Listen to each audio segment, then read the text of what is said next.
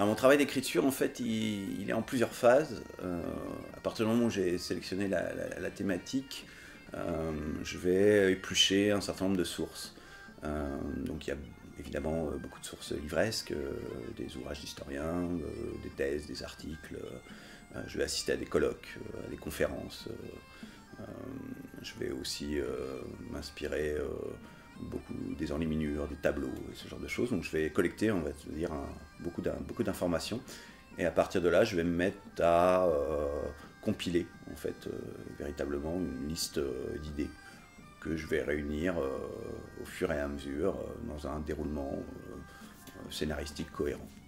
Alors ça peut être en effet des choses qui sont tout à fait différentes les unes des autres au départ, mais qui vont, on va dire, petit à petit donner un ensemble qui tient debout.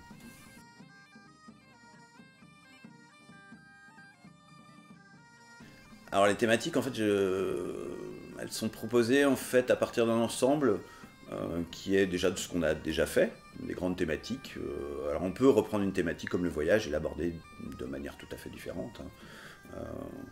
Mais en fait, ce qui m'intéresse à chaque fois, c'est de faire travailler de concert la grande histoire, c'est-à-dire l'histoire officielle, et la petite histoire des personnages qui sont mis en place dans la seigneurie de Crèvecoeur. Donc si une année un grand fait historique, comme par exemple la Ligue du bien public, m'inspire, je vais en effet me servir de ça pour pouvoir placer un contexte politique avec des personnages qui vont évidemment s'entre-déchirer autour de ça. Je me base principalement autour des thématiques sur des faits qui sont très souvent conflictuels.